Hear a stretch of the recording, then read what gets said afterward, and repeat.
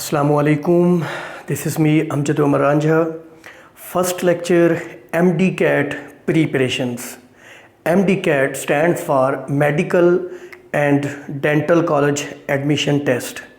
सबसे पहले हम देखेंगे डिस्ट्रीब्यूशन ऑफ मार्क्स की डिस्ट्रीब्यूशन देखेंगे। बायोलॉजी का सबसे ज़्यादा कंट्रीब्यूशन होता है एंट्री टेस्ट में।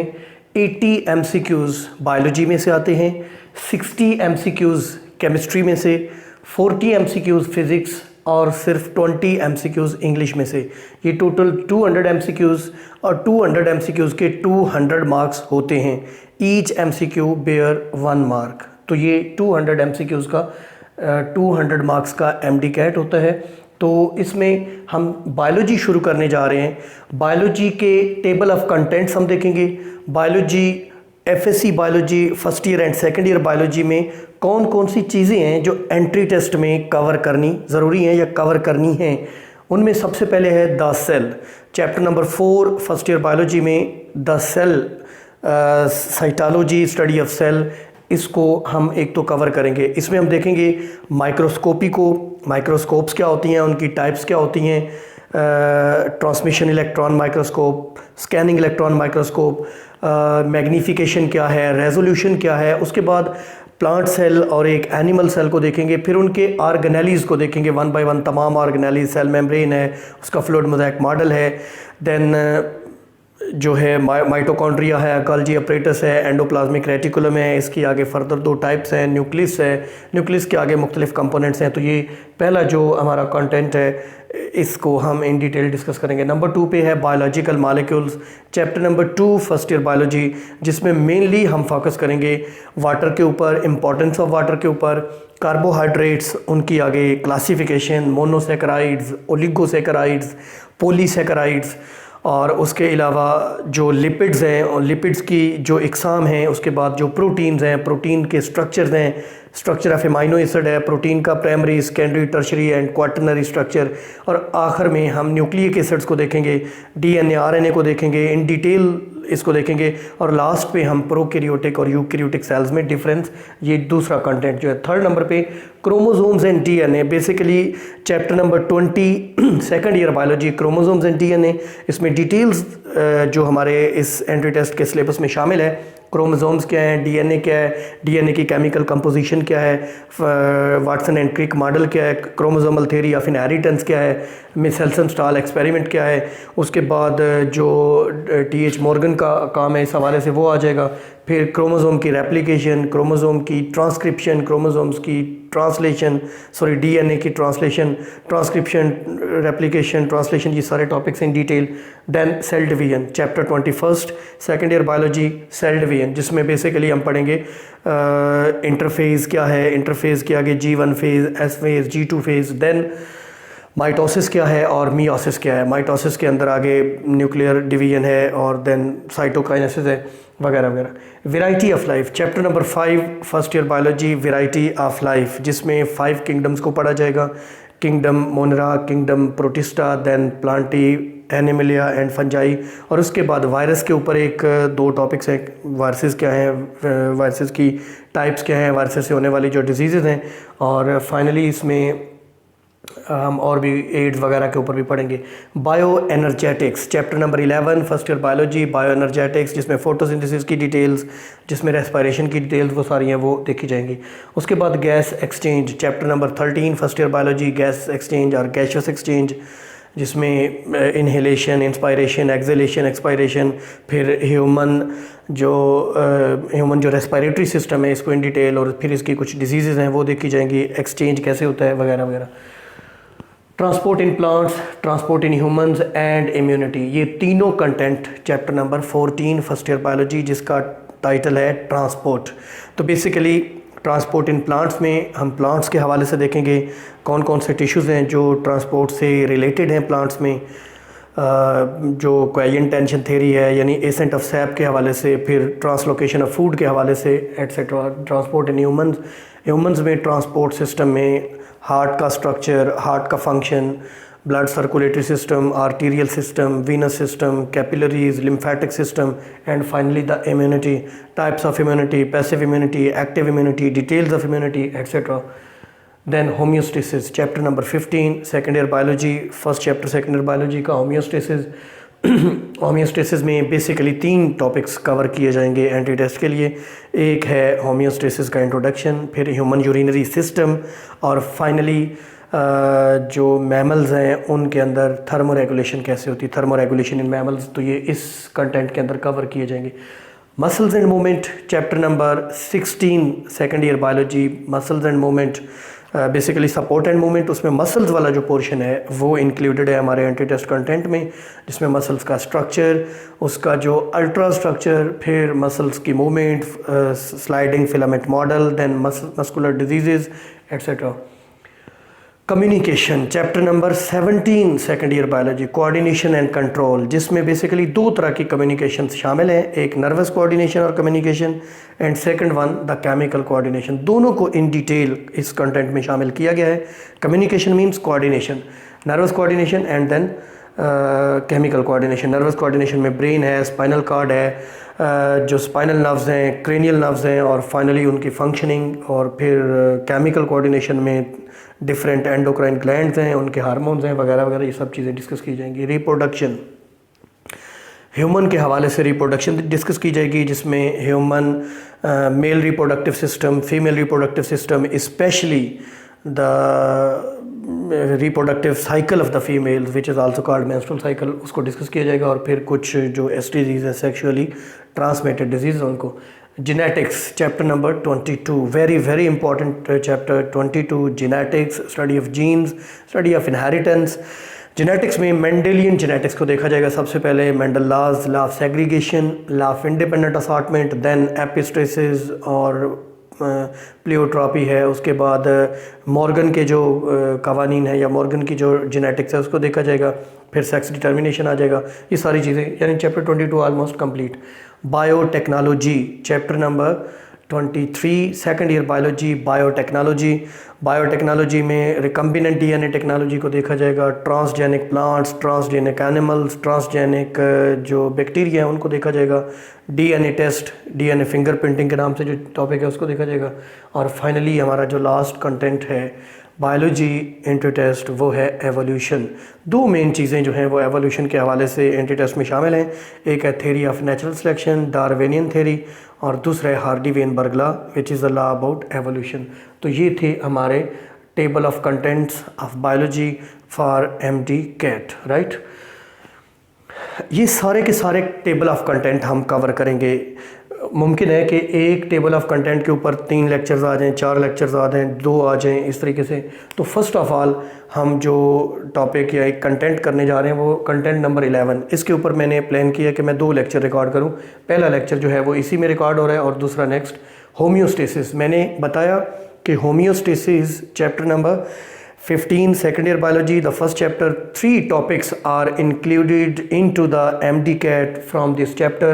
One of them is homeostasis, introduction to homeostasis, details of homeostasis, second human urinary system, and third thermoregulation in mammals. In this lecture we are going to discuss what is homeostasis. Homeostasis is a Greek word. ये यूनानी ज़बान का लफ्ज़ है, ये 2 लफ्ज़ों के मिलने से बना है, homeo and stasis. The word homeo means same, homeo means same, and stasis means stand और स्टिल और स्टेडी और स्टैटिक।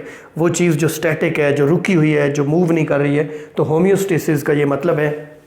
हम होम्योस्टेसिस की अगर डेफिनेशन देखें, very important definition, protection of internal environment of an organism, protection of internal environment of an organism from the harms of fluctuations taking place in the external environment is called as homeostasis. What is homeostasis?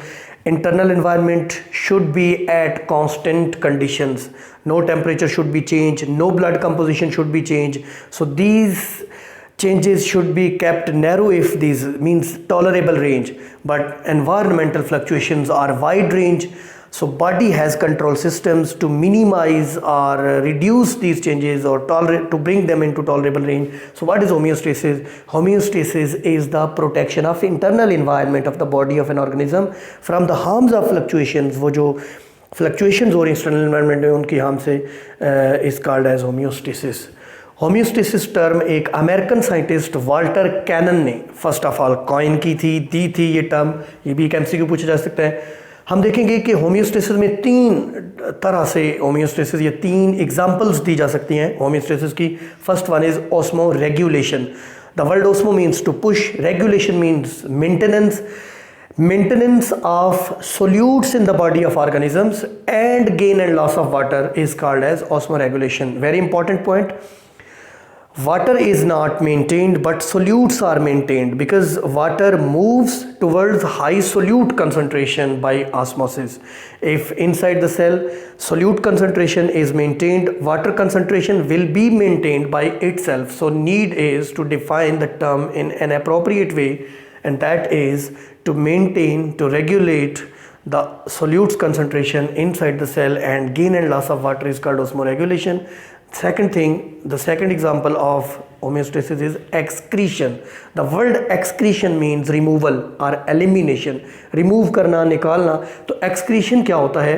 Excretion means elimination of metabolic waste, especially of nitrogenous nature, from the body of living organisms is called as excretion.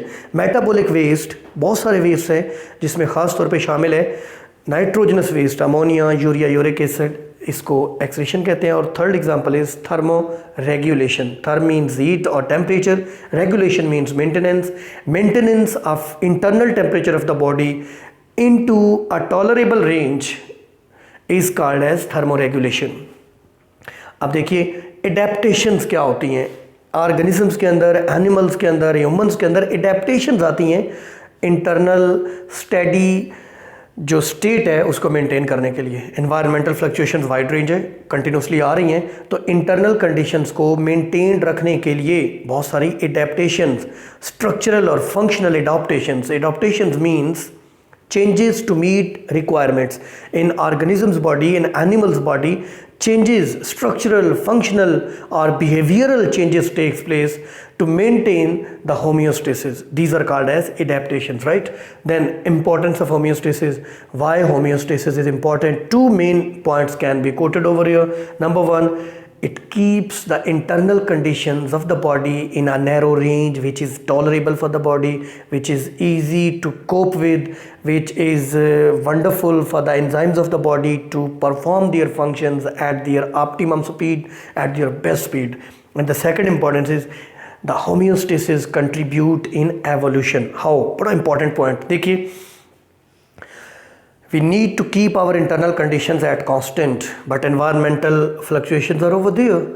Our body will develop different adaptations to maintain internal conditions. When body will develop different kinds of adaptations which can be structural, physiological as well as the behavioral, due to these adaptations we will evolve.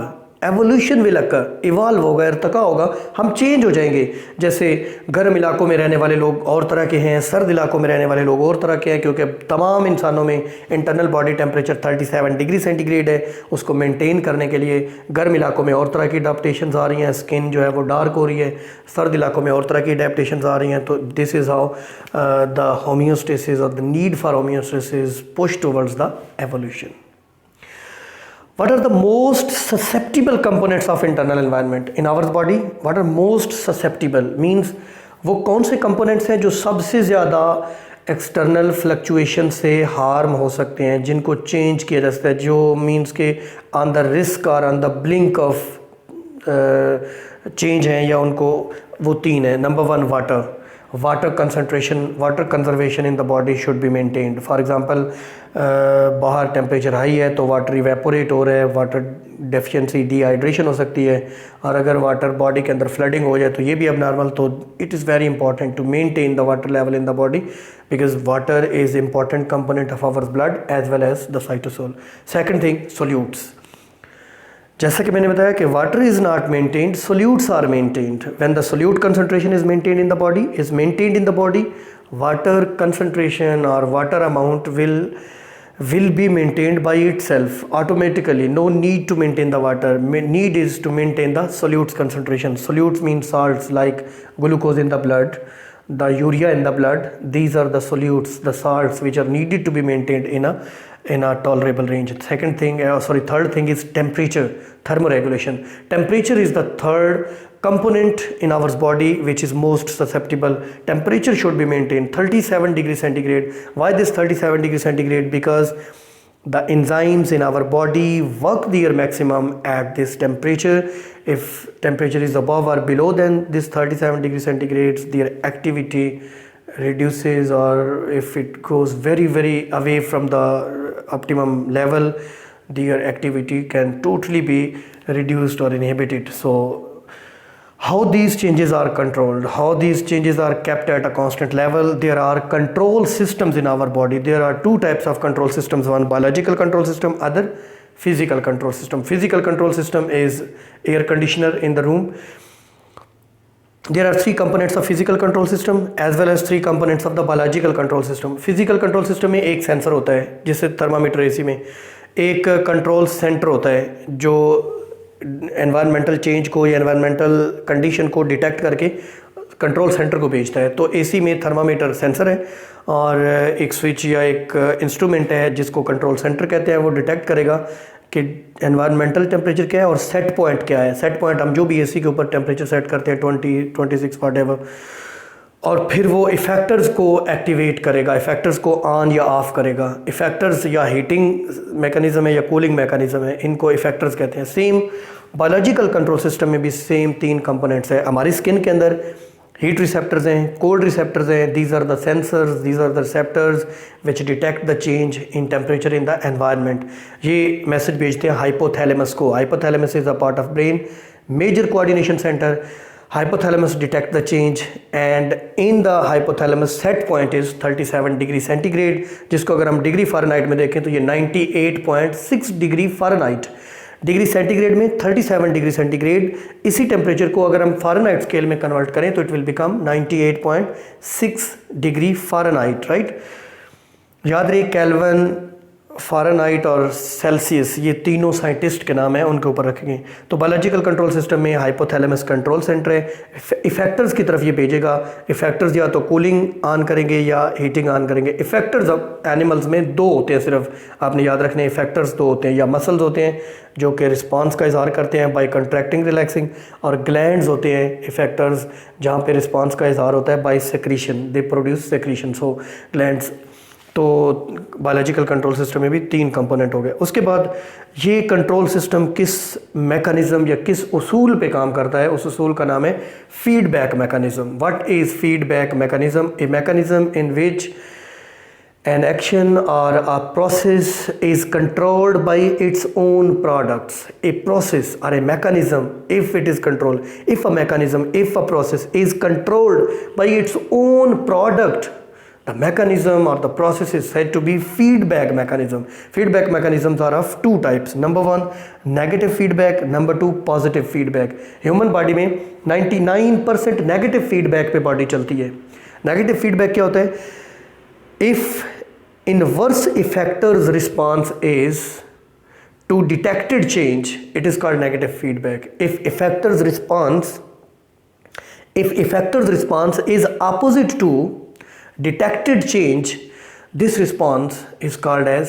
feedback is called as negative feedback. For example, अगर environment में temperature high है तो हमारा cooling mechanism on होगा. Opposite, अगर environment में temperature body need से लो है तो हमारा हीटिंग मैकेनिज्म ऑन होगा. तो इसको कहते हैं नेगेटिव फीडबैक. हार्मोन्स जैसे ब्लड ग्लूकोज लेवल हाई है तो इंसुलिन पैदा होगा जो ग्लूकोज को लो करता है.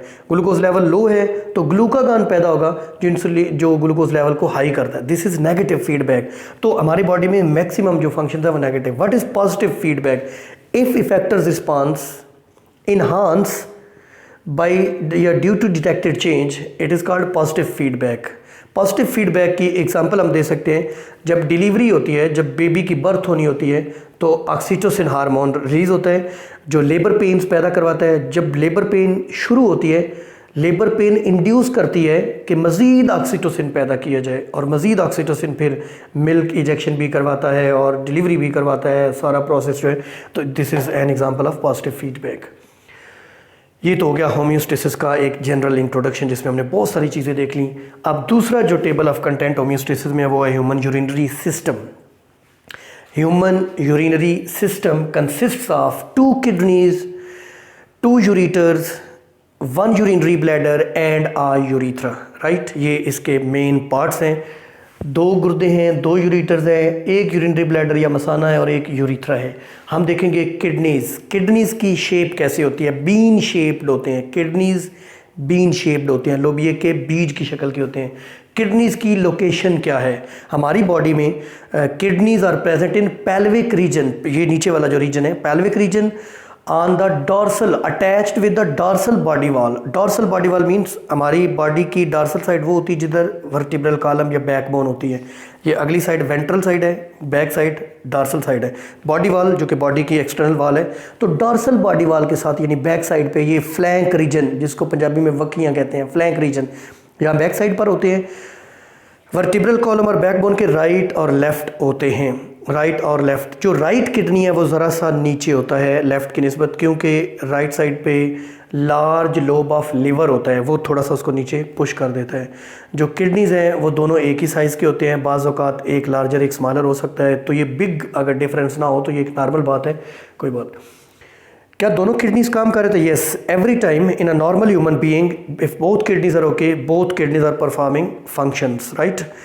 समटाइम्स अगर एक किडनी में प्रॉब्लम आ जाए तो बॉडी की तमाम जो फिल्ट्रेशन है, फिल्ट्रेशन ऑफ ब्लड है या क्लीनिंग ऑफ द ब्लड है, वो एक किडनी मुकम्मल तौर पे कर सकता है, फुल एफिशिएंसी के साथ कर सकता है। अगर वो एक किडनी भी प्रॉपरली कंप्लीटली काम करता रहे तो फिल्ट्रेशन ऑफ ब्लड और cleaning of the blood, removal of the nitrogenous waste from the body with the help of that only kidney can be perform with full efficiency if that kidney is performing its function with full efficiency. हम थोड़ा सा देखेंगे kidney को, फिर ureters को, urinary bladder और urethra को। हम देखते हैं किडनीज जो हैं हमारे, किडनीज़ का फंक्शनल यूनिट नेफ्रॉन होता है। किडनीज़ का फंक्शनल यूनिट नेफ्रॉन है, स्ट्रक्चरल यूनिट सेल है, फंक्शनल यूनिट नेफ्रॉन है, ये भी आपने याद रखना है। ये हमारे किडनीज़ हैं। हमारे किडनीज़ की तरफ जाने वाली जो ब्लड वेसल है उसको रीनल आर्टरी कहते हैं, renal artery. The word renal means kidneys. The blood vessel which is carrying blood towards the kidneys is called renal artery. The blood vessels which carrying blood away from the kidneys towards the heart is called renal vein. The word renal again means kidneys. So this is renal vein, this is renal artery, this is the kidney. Kidney की 2 sides हैं और 2 surface है। एक surface convex है, ये वाली बाहर वाली उभरी हुई कन्वेक्स सरफेस है, और जो अंदर वाली है जो वर्टिब्रल कॉलम की तरफ है ये धंसी हुई है, अंदर की तरफ दबी हुई है, ये डिप्रेशन हमें नज़र आ रहा है। ये कनकेव साइड है और ये वाली कन्वेक्स, ये कन्वेक्स साइड है, ये कनकेव साइड है, सॉरी। कनकेव साइड पे सेंटर पे एक अंदर की तरफ दबा हुआ डिप्रेशन है, अंदर की तरफ धंसा हुआ एक हिस्सा है, उसको हाइलम या हाइलस कहते हैं। हाइलम या हाइलस, जैसे लोबिये के बीज में अंदर की तरफ दबा हुआ हिस्सा, या गंदम के बीज में भी देख ले दरमियान में जो अंदर को दबा हुआ हिस्सा है उसको हाइलम या हाइलस कहते हैं, और ये हाइलस या हाइलम ये कनकेव साइड पर होता है। किडनी का जो एक्सटर्नल पार्ट है, बाहर वाला बैरूनी हिस्सा, उसको कार्टेक्स कहते हैं। इंटरनल पार्ट को मेडुला कहते हैं। Word cortex mean outer, medulla means inner part, right. Kidney के अंदर ये हमें पायरामिड्स नजर आते हैं, इनको रीनल पायरामिड्स कहते हैं, रीनल पायरामिड्स। याद रहे ये 7 to 20 हो सकते हैं डिफरेंट मैमल्स के अंदर। ह्यूमन बीइंग में ये 7 इन नंबर होते हैं। Renal pyramids are 7 in number in human being. ये भी एक एमसीक्यू है, राइट। सो ये रीनल पायरामिड्स बेसिकली है क्या? किडनी के अंदर टिश्यूज और nephrons are arranged in cone like और pyramid like structures which are called as renal pyramids। इसके अंदर ये मैंने ऐसे स्ट्राइएशन सी, स्ट्रिप सी, पट्टियाँ सी शो की हैं। बेसिकली रीनल पायरामिड्स के अंदर नेफ्रॉन्स पैरेलल फैशन में अरेंज्ड होती हैं, इसलिए ये हमें स्ट्रिप्स नज़र आती हैं। देखें इनके दरमियान में ये जो एरिया है इसको बोलते हैं माइनर केलेक्स। माइनर केलेक्स जो अंदर की तरफ जा रहा है, और फिर ये माइनर केलेक्स आगे जाके ये खुलता है मेजर केलेक्स में, यानी minor calyces open into major calyx and major calyces all open into a central cavity which is called as renal pelvis. This central cavity renal pelvis takes the blood away from the kidney, takes the urine away from the kidneys through the ureters. Ureters दोनों kidney से आगे open होती हैं urinary bladder में। Ureters smooth muscles की बनी हुई tubes हैं, डक्ट्स हैं, जो कि किडनी से यूरिनरी ब्लैडर तक यूरिन को लेकर जाती हैं, और जब ये यूरिनरी ब्लैडर के अंदर जाके ओपन होती हैं तो इनके मतलब एक यूरिनरी ब्लैडर की दीवार में जो ओपनिंग है जहाँ से ये ओपन होती है उनको यूरिट्रल ओरिफिस कहते हैं। यूरिट्रल ओरिफिस से खुलती हैं। Urinary bladder is a temporary storage of urine. Temporary urine वहाँ पे स्टोर रहता है। जब ये स्फिंक्टर मसल जो है, यूरीथ्रा जो है, यूरीथ्रा के अंदर एक स्फिंक्टर मसल है। स्फिंक्टर मसल जब ओपन अप होता है तो यूरिन जो है वो एक रिफ्लेक्स हमें फील होता है, हमें हाजत फील होती है। मेल्स या मेच्योर्स के अंदर, मेच्योर मेल और फीमेल के अंदर एक रिफ्लेक्स यानी एक रफ़ा हाजत ज़रूरत महसूस होती है। We go to washroom over where this sphincter muscle in the urethra. Urethra is an external और एक्सटीरियर ट्यूब जो बाहर को खुलती है। मेल्स के अंदर पीनस में खुलती है, जबकि फीमेल्स में वेजाइना के अंदर खुलती है। वेजाइना क्या है? फीमेल रिप्रोडक्टिव पैसेज है, और मेल्स के अंदर पीनस मेल रिप्रोडक्टिव कापुलेटरी आर्गन है। तो पीनस के अंदर, मेल्स के अंदर ये यूरीथ्रा खुलता है और फीमेल्स में वेजाइना। यूरीथ्रा की एंड पे स्फिंक्टर मसल है। स्फिंक्टर मसल वो होता है जो हमारे कॉन्शियस कंट्रोल में होता है। स्फिंक्टर मसल वो होता है जो किसी पोर की ओपनिंग या क्लोजिंग को कंट्रोल करता है, राइट। तो जब रिफ्लेक्स फील होता है, we go to washroom and we wish to urinate, so then sphincter muscles open and urine is removed out of the urinary bladder. This is how urination takes place. Now we'll see the structural and functional unit of the kidney, the nephron. एक चीज़ यहाँ पे मैं renal sinus क्या है, ये बड़ा important point है. Renal sinus, the word sinus means cavity. Sinus means cavity.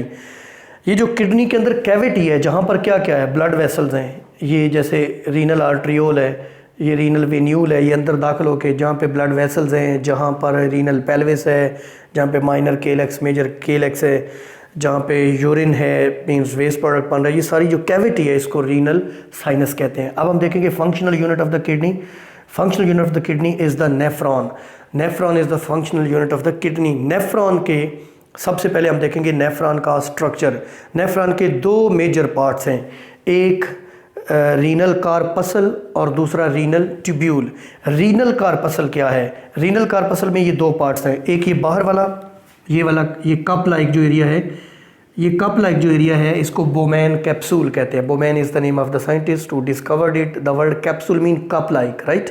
So this cup like structure which was discovered by Bowman capsule in the nephron is called as Bowman capsule. इसके अंदर ये जो blood capillaries का एक cluster, एक गुच्छा सा हमें नजर आ रहा है, this cluster of blood capillaries is called as glomerulus. So glomerulus and Bowman capsule both are collectively called as renal corpuscle. The word corpuscle mean smaller body. इसके बाद शुरू हो जाएगी जी रीनल ट्यूब्यूल. ये सारी आगे रीनल ट्यूब्यूल है जिसके डिफरेंट पार्ट्स के नाम मैं आपको बताता हूँ. ये यहाँ से एक रीनल आर्ट्रियोल एंटर होता है. जब ये एंटर हो रही है ग्लोमेरुलस के अंदर, या ये एंटर होकर ग्लोमेरुलस बना रही है, ये एंटर हो रही है बोमैन कैप्सूल में, तो इसको कहते हैं afferent आर्ट्रियोल. afferent ए के साथ, afferent का मतलब होता है towards are going towards something. और जब ये ग्लोमेरुलस बनाने के बाद जब ये निकल रही है तो इसको कहते हैं इफरेंट. इफरेंट मीन एग्जिटिंग जो ट्यूब्यूल है इसको कहेंगे, जो कि ग्लोमेरुलस से इफरेंट ट्यूब्यूल. फिर ये इसके इर्द गिर्द ये ब्लड कैपिलरीज, इस रीनल ट्यूब्यूल के इर्द गिर्द एक ब्लड कैपिलरीज लिपटी हुई हैं. इसको बोलते हैं, इन ब्लड कैपिलरीज के नेटवर्क को, जाल को बोलते हैं peritubular network. Peri mean around, tubular mean tubule, peritubular network of blood capillaries. अब देखिए हम बता रहे थे कि रीनल कार्पसल के बाद दूसरा पार्ट है रीनल ट्यूब्यूल, जिसमें ये शुरू वाला जो बालदार हिस्सा है इसको कहते हैं प्रॉक्सिमल कन्वोल्यूटेड ट्यूब्यूल. प्रॉक्सिमल का मतलब होता है किसी रेफरेंस पॉइंट के नज़दीक तर. तो रेफरेंस पॉइंट है रीनल कार्पसल. इसके करीब वाली ये है, ये इसको बोलेंगे प्रॉक्सिमल कन्वोल्यूटेड ट्यूब्यूल. ये वाली जो है ये distal convoluted tubule. Distal mean जो डिस्टेंस पर है. जैसे मेरे लिहाज से ये मेरे बाजू का प्रॉक्सिमल पार्ट है, प्रॉक्सिमल एंड है, और वो वाला डिस्टल एंड है. तो इस तरीके से ये डिस्टल कन्वोल्यूटेड ट्यूब्यूल, ये प्रॉक्सिमल कन्वोल्यूटेड ट्यूब्यूल. यहाँ दरम्यान में ये जो यू शेप्ड, ये ब्लैक कलर में मैंने ड्रा किया है, ये है लूप ऑफ हेनले या हेनलेज लूप या नेफ्रॉन लूप भी इसको बोलते हैं.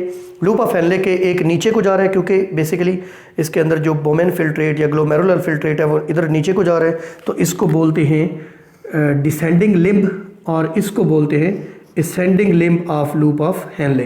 तो ये दो लिम्ब्स हैं. उसके बाद डिस्टल कन्वोल्यूटेड ट्यूब्यूल, और फाइनली ये जो है कलेक्टिंग ट्यूब्यूल या कलेक्टिंग डक्ट कहलाती है. ये जो मैंने इसके अंदर बनाया स्ट्रक्चर बहुत सारी नेफ्रॉन्स आके इसमें गिरती हैं। एक कलेक्टिंग ट्यूब्यूल में बहुत सारी नेफ्रॉन्स आके गिरती हैं, तो इसलिए ये शो किए। Basically proximal convoluted tubule, descending limb of loop of Henle, ascending limb of loop of Henle, distal convoluted tubule and collecting tubule are all called as renal tubules. ये तो मैंने बता दिया आपको स्ट्रक्चर। ये इसके इर्द गिर्द जो पेरिट्यूब्यूलर नेटवर्क है, basically nephron location in the kidney के लिहाज से दो तरह की होती हैं। एक cortical nephron which is present in the cortex of the kidney. Second juxtamedullary nephron. juxtamedullary word means just near to medulla. Basically ये जो juxtamedullary नेफ्रॉन होती है, इसका रीनल कार्पसल कॉर्टेक्स में होता है, किडनी के कॉर्टेक्स में, आउटर रीजन में, और इसकी जो लूप ऑफ हेनले है वो deep down into medulla, medulla के नीचे तक या अंदर तक रन करता है।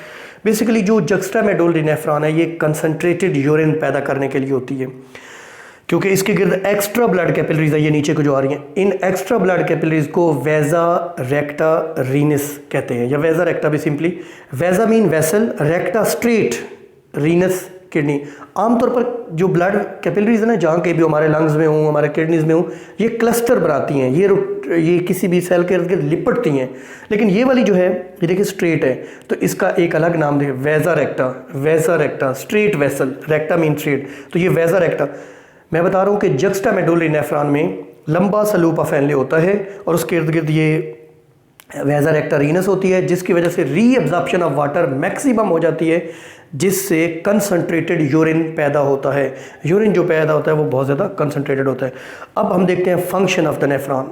इसके 3 पार्ट्स हम कर सकते हैं। सबसे पहला है filtration. Filtration takes place in the renal corpuscle. पहली चीज़, filtration of the blood takes place in the renal corpuscle. Why?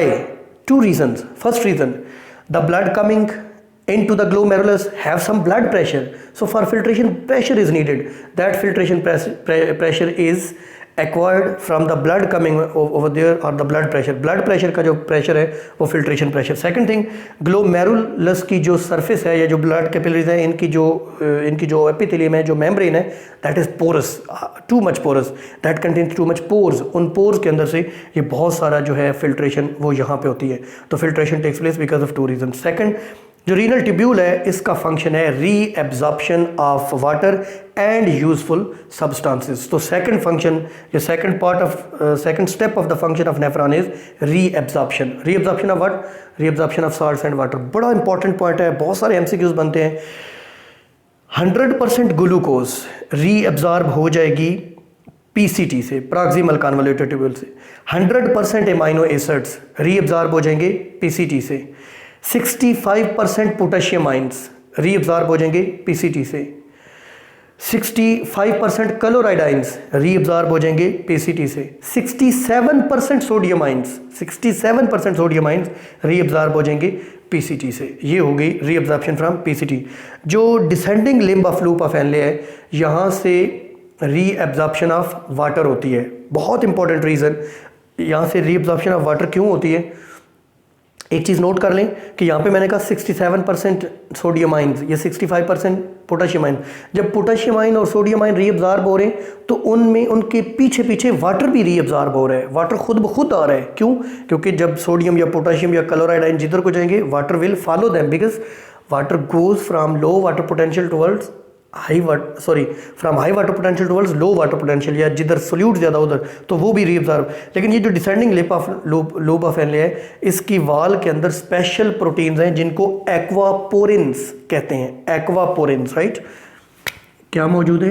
Aqua water porins proteins, aquaporin. Basically ये वाटर चैनल्स हैं।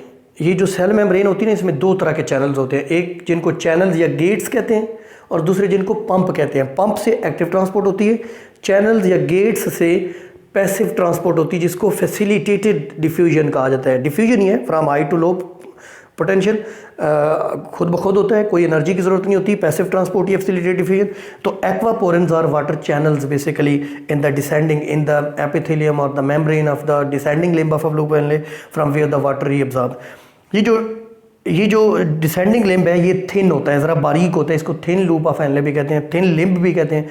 ये जो असेंडिंग है, जहाँ से जो ग्लोमेरुलर फिल्ट्रेट है ऊपर को जा रहा है, तो इसको कहते हैं थिक लूप ऑफ एनले या thick limb of loop of Henle, या इसको असेंडिंग लिम्ब भी कहते हैं। तो असेंडिंग लिम्ब से मेनली कौन सी चीज़ रीअब्जॉर्ब होती है? सोडियम आयंस रीअब्जॉर्ब होते हैं। सोडियम आयंस रीअब्जॉर्ब होते हैं। सोडियम आयंस क्यों रीअब्जॉर्ब होते हैं?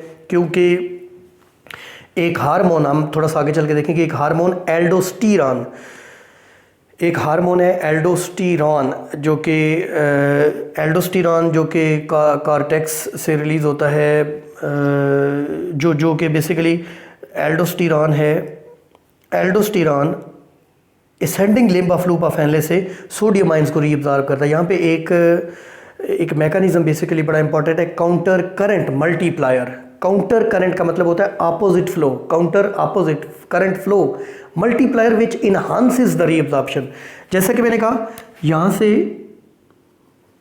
सोडियम आयंस रीअब्जॉर्ब हो रहे हैं और इधर से वाटर रीअब्जॉर्ब खुद ब खुद होगा एक्वापोरेंस की मदद से, एक्वापोरेंस के थ्रू। क्यों?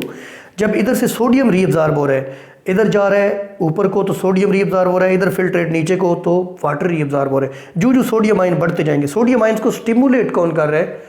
स्टिमुलेट कौन कर रहा है? एड्रीनल ग्लैंड, जो कि किडनीज के ऊपर पड़े होते हैं। हर किडनी के ऊपर एक एक एड्रीनल ग्लैंड है। एड्रीनल ग्लैंड के कॉर्टेक्स से, कॉर्टिकल आउटर रीजन से एल्डोस्टीरॉन हार्मोन रिलीज होता है। वो ascending limb of loop of Henle से सोडियम आयंस की रीअब्जॉर्प्शन करवाता है।